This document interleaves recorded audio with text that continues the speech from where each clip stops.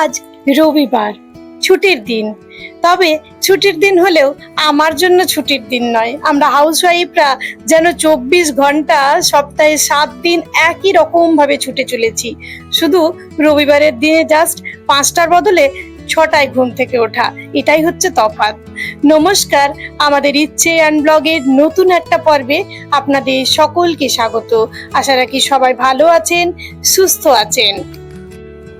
আর যেহেতু রবিবার, তাই বাড়ির সকলের এক্সপেকটেশন থাকবেই যে স্পেশাল কিছু ব্রেকফাস্টে আজকে হবেই হবে। এমনিতে স্বাভাবিকভাবে রবিবারে আমি ফ্যান ভাত আলু সেদ্ধটাই বানাই, যেহেতু রবিবারে একটু নিজেরও রিল্যাক্স করতে ইচ্ছা হয়, কিন্তু প্রতি রবিবারে তো সেটা চলে না। তাই আজকে আমি ওটস দিয়ে বানাচ্ছি মাখা বেলার ঝামেলা ছাড়া একটা এগরোলের রেসিপি। ওটসের মধ্যে দিয়েছি দই, নুন, জল। আপনারা পরিমাণগুলো নিজেরাই দেখলেন। আর যখন ব্যাটারটা বানাবেন তখন এটা একটু জাস্ট ঘন করে বানাবেন, একেবারে লিকুইড বানাবেন না।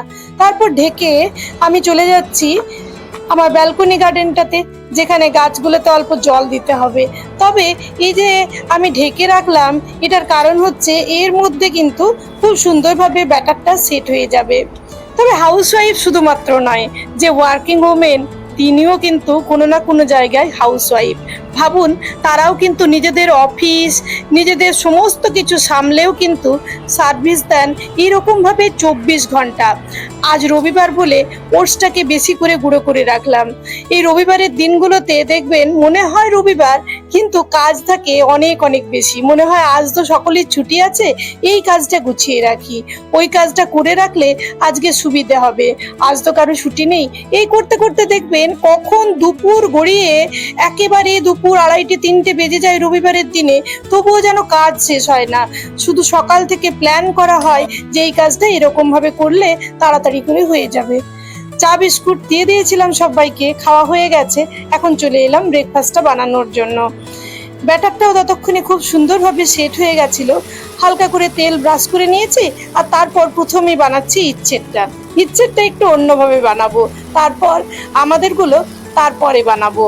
প্রথমেই ওটসের ব্যাটারটা দিয়ে দিলাম, আর এই ব্যাটারটা এরকম ভাবে দিয়ে ভালো করে এটাকে চারদিকে একটু ছড়িয়ে দেবো। এটা ভীষণ পছন্দ হচ্ছে আমাদের বাড়ির সকলের। আর যারা ওয়েট লস জার্নিতে আছেন তারাও কিন্তু এই রেসিপিটা নির্দ্বিধায় খেতে পারবেন। আর যেহেতু মাখা বেলার ঝামেলা নেই, তাই বানাতে একেবারে সময় লাগে না। এটার মধ্যেই আমি পেঁয়াজটা দিয়ে দিলাম, এইভাবে ইচ্ছের খুব পছন্দ। আর একটা ডিমকে এর মধ্যে দিয়ে এটাকে অল্প খানিকক্ষণ ভেজে তারপর এটাকে দিয়ে দেবো ইচ্ছেকে অল্প একটু সসের সাথে। ওর এইভাবে এই রেসিপিটা খাওয়া ভীষণ পছন্দ। বলতে পারেন এটা একটা অমলেটের মতো হলো, যেটাতে শুধু ওটস আছে। তারপর আরও একটা এরকম ভাবে রেডি করে নিলাম। এবার আমাদের জন্য এটাকে বানাচ্ছি। চলুন এবার ওর বাবাকে দেব। গরম গরম এটা খেতে জাস্ট অসাধারণ লাগে, একেবারে এগরোলের মতোই। আপনি বুঝতেই পারবেন না যে এটা এগরোল নয়, শুধু ওপরটা একটু জাস্ট ক্রিস্পি ভাবটা থাকে না। কিন্তু রবিবারে সকালবেলায় তাড়াতাড়ি ব্রেকফাস্ট বানানোর জন্য, হেলদি বানানোর জন্য এটা একেবারে আদর্শ বলতে পারেন। ডিমটা কাঁচা অবস্থাতে থাকাতেই আমাদের চিলাটা কিন্তু দিয়ে দিতে হবে।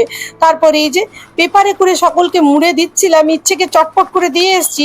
ঘুম থেকে দেরিতে উঠলেও খিদে পেয়ে গেছিল, তাই প্রথমেই ওকে দিয়ে দিয়েছি আর কি।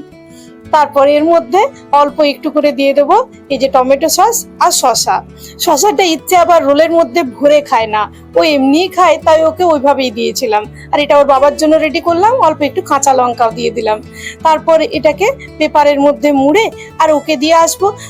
এইভাবে যে যটা খাবে তার জন্য এক এক করে বানাচ্ছি আর কি। আর আমার যেহেতু অন্যান্য কাজগুলো আছে, তাই আমারটা আর কাগজে করে মুড়বো না। ওর বাবাকে দিয়ে আসার পর আমারটা এখানেই খেয়ে ফেলতে হবে, নাহলে অনেকটা দেরি হয়ে যাবে রান্না বান্না করার জন্য। আর রবিবার যেহেতু একটু বেশি করে বাটনা বাটা, একটু বেশি করে সবজি কাটা, এইসব কাজগুলো থাকে, তাই তাড়াতাড়ি করে সমস্ত কাজগুলো করার জন্য কিচেনে দাঁড়িয়েই খাবারটাকে অনেক সময় আমি খেয়ে নিই। ওদিকে দীপও নিয়ে এসেছিল সবজিগুলো, এগুলোকে এখন ব্যালকনিতে একটু শুকনো হতে দিয়েছি। তারপর দেখলাম বেশ মেঘ করে এসছে, আর সবজিগুলো রোদ পেয়ে গেছিল, তাই চলে এলাম সবজিগুলো তোলার জন্য। এর মধ্যে কিছু কিছু সবজিকে আমি ভালো করে প্লাস্টিকের মধ্যে ভরে রাখবো, আর কিছু কিছু সবজিকে ফাঁকা সময় দেখে যেগুলোকে কেটে রাখা যাবে বা যেগুলো কালকেই আমি বানাবো সেই রকমের কিছু সবজিকে কেটেও রাখি। রবিবারের দিন হলে তো আর কথাই নেই, মনে হয় ওই যে সময় আছে হাতে অনেক, কিন্তু দেখবেন সময় কিভাবে যেন হাত থেকে গলে বেরিয়ে যায়। এবার লঙ্কাগুলোকে রেখে দিচ্ছি, লঙ্কাগুলো এইভাবে রাখলে দেখেছি বেশ ভালো থাকে অনেক দিন ধরে। তাই এইরকম ভাবে আমি প্লাস্টিকে এটাকে বেঁধে এখন দিয়ে দেবো এটাকে ফ্রিজের মধ্যে। আর তারপর ধনেপাতা সমস্ত কিছু ভালো করে গুছিয়ে রাখবো। এদিকে বৃষ্টিটাও চলে এসছে, তাই তাড়াতাড়ি করে সমস্ত কিছু গোছাচ্ছি আর কি। শাকগুলোকেও প্লাস্টিকের মধ্যে রাখবো, এইভাবে শাক রাখলে দেখেছি ভীষণ ভালো থাকে। তাই পুঁই শাক বা যে কোনো শাক হলে সেটাকে আমি একবার প্লাস্টিকে মুড়ে তারপর সেটাকে আরো একটা প্লাস্টিকে মুড়ে তারপর রাখি। দাঁড়ান, বৃষ্টি চলে এসছে, আর এখানে বসা যাবে না, এবার ওখানে গিয়ে বাকি কাজটা সারতে হবে। বৃষ্টি মানে জোর বৃষ্টি, এদিকে আমার রান্না বান্না কিছুই হয়নি, ইচ্ছেকে বসিয়েছি অল্প একটু খেলার জন্য। দরজা জানলা সমস্ত কিছুই বন্ধ করে দিতে হয়েছে ওই রুমটাতে, কেননা না হলেই মুশকিল হবে। ইচ্ছেকে ডেকে এসছি, যদি আসে দেখি ওকে একটু করে ফল খাওয়াতে হবে, না হলে দুপুর অবধি খিদে পেয়ে যাবে, কারণ আমি রান্নাটা বসাচ্ছি অনেকক্ষণ পরে। তবে আজকে বানাবো একেবারে নিরামিষ খিচুড়ি। কখন থেকে ডাকছিলি গো তোকে?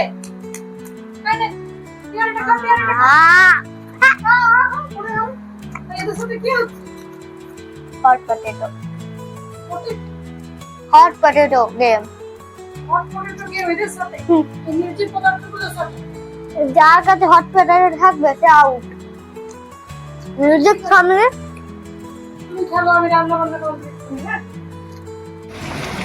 এক তো বৃষ্টি পড়ছে, তার উপর বাইরেও যেতে পারছে না, তাই একটা আলুকে নিয়ে গেছে কিচেন থেকে। এখন এই যে এদেরকে এই আলুটাকে দিচ্ছে আর মিউজিক চলছে ব্যাকগ্রাউন্ডে, সেই মিউজিক বন্ধ হলেই নাকি এক একজন করে আউট হয়ে যাচ্ছে। এইভাবে খেলছে, তাই ও খেলছে যখন, তখন আমি নিজের কাজটাকে এগিয়ে রাখি। ডালটাকে হালকা করে ভাজা ভাজা করে এখন ওই যে সবজিগুলো এনেছিল সেগুলো কাটলাম খানিকটা, আর গাজরটা আমার আগেই ফ্রিজে খানিকটা ছিল সেটাকেই কেটে নিয়েছি। এটাকে খিচুড়িতে দিয়ে দেবো, যেহেতু গাজরটা পুরনো তাই খিচুড়ির মধ্যে দিলে খুব ভালোভাবে সেদ্ধ হয়ে যাবে, তাই এইভাবেই এটাকে আজকে কাজে লাগিয়ে নিলাম। চলুন খিচুড়িটার সবজিটা বেশ ভালোভাবে একটু কষাবো। এইভাবে ডালের সাথে অল্প একটু ভেজে নিলে গোবিন্দভোগ চালের খিচুড়িতে স্বাদ হয় আরো বেশি।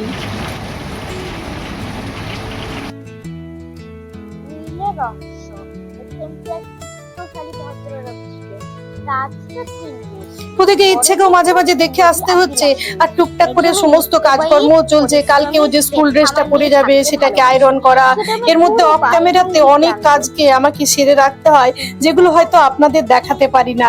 বাড়িতে হয়তো টুকটাক করে ঝুলটুল হয়েছে, সেই সমস্ত কিছু কাজ চলে আমার রবিবারেই। চলুন, আমাদের এটা ভাজা ভাজা হয়ে গেছিল, এখন এর মধ্যে আদা বাটা, জিরে গুঁড়ো, ধনে গুঁড়ো, যেগুলো একেবারে বেসিক মশলা সেগুলো দিয়ে দেবো।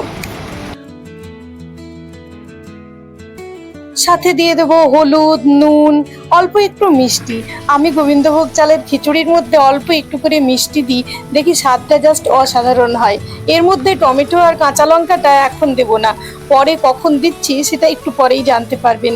চলুন এটাকে এবার হালকা করে ভাজা ভাজা করে নেব।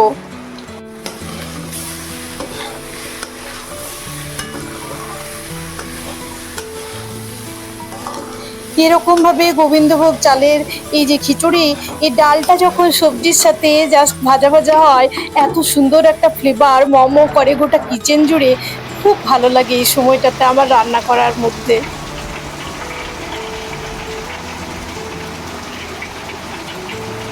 বেচারাদের অবস্থা খারাপ হয়ে গেছে বৃষ্টির জন্য। এই বৃষ্টির দিনগুলোতে এই যে পাশের বাড়ির বিড়ালগুলো আছে সেগুলোর জন্য ইচ্ছে চিন্তা হয়ে যায় ওরা কোথায় বসে আছে। আর সত্যি ওরা জানেন তো একেবারে এই দিনগুলোতে গৃহবন্দী হয়ে যায়, ওরা যে কোথায় যাবে বুঝতেই পারে না এত বৃষ্টির মধ্যে। গত বছর তো গড়িয়াতে যখন বন্যা হয়েছিল, একটা বিড়াল ভেসে ভেসে চলে যাচ্ছিল, ওদের বাড়িতে ওকে রাখার জায়গা ছিল না, কেননা ওদের বাড়ির মধ্যেও জল ঢুকে গেছিল। সেই সময় আমাদের এই যে সিঁড়িটা আছে সেই সিঁড়িটাতে রেখেছিলাম ওই বিড়ালটাকে। আজ ওই বিড়ালটা জানেন তো আর বেঁচে নেই, মারা গেছে। ভীষণ খারাপ লাগে এই বৃষ্টির দিনগুলোতে, ভীষণ মনে পড়ে ওকে আমাদের।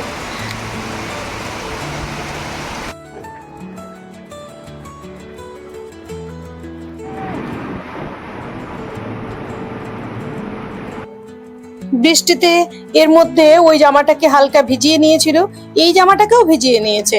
এবার ওই জামাটাকে শুকনো করতে দিয়েছিলাম, এবার এই জামাটাকে শুকনো করতে দেওয়ার পালা।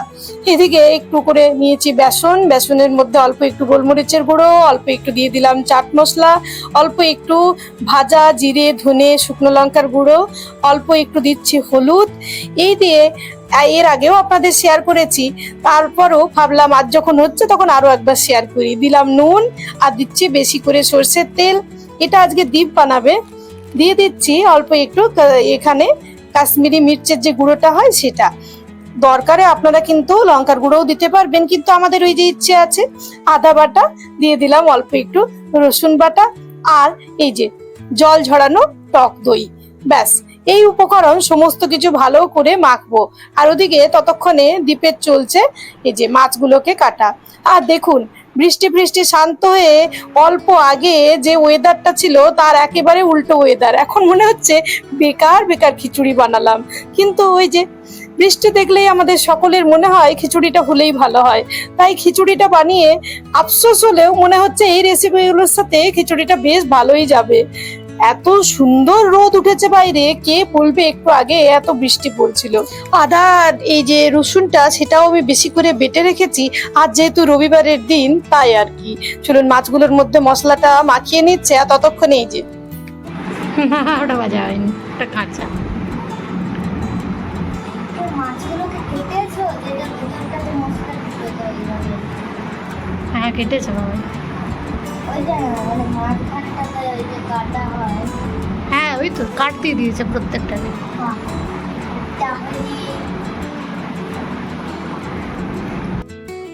যদি মশলা না ঢোকে, যদি খেতে ভালো না হয়, ওরই যত রাজ্যের মাথার মধ্যে চিন্তা দায়িত্ব যাই বলবে না। দেখুন মোটামুটি আধ ঘন্টা 45 মিনিট আগে যে বৃষ্টি হচ্ছিল, এখন দেখে কেউ বলবে না যে বৃষ্টি হয়েছে। একেবারে শুকনো হয়ে গেছে চারপাশ। মনে হচ্ছে খিচুড়ি বানিয়ে যদি আবার গরম লাগে তখন আবার খিচুড়ি খাবো কি করে, এটাই এখন ভাবছিলাম। চলুন, আমাদের ডালটা সবজির সাথে খুব ভালোভাবে সেদ্ধ হয়ে গেছে।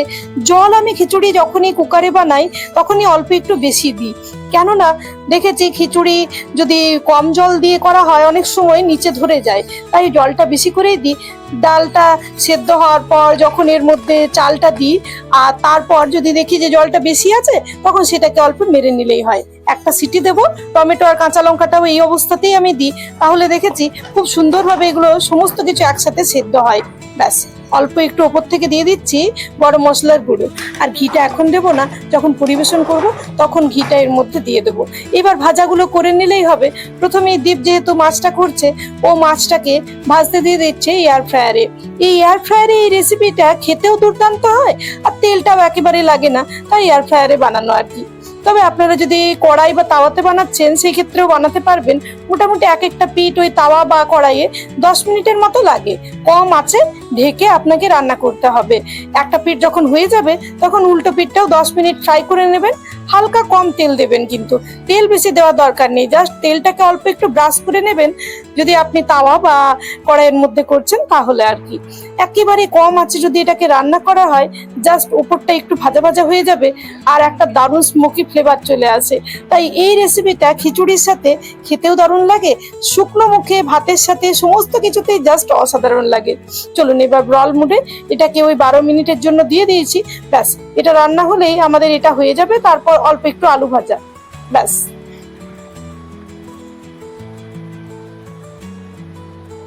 কথায় বলে না, খুদা কি ঘর মে অন্ধের নেহি দের হ্যায়, এরকম কি একটা কথা আছে না? এটাই আমার এই মুহূর্তে দেখে মনে হলো। ওই যে অল্প আগে দুঃখ করছিলাম যে বৃষ্টিটা মনে হয় থেমে গেল, কিন্তু দেখুন ঠিক বৃষ্টি আবার এসে হাজির হয়েছে খিচুড়ি বানানোর পর। তবে অনেক সময় দেখেছি এরকম হয় যে পুরো খিচুড়ি ফিচুড়ি সমস্ত কিছু বানানো হয়ে গেল, তারপর কোথা থেকে দুনিয়ার রোদ চলে এলো আর খিচুড়ির মুডটাকে দিল নষ্ট করে। জাস্ট আজকে আর সেইটা হলো না, এটাই একটা শান্তির ব্যাপার।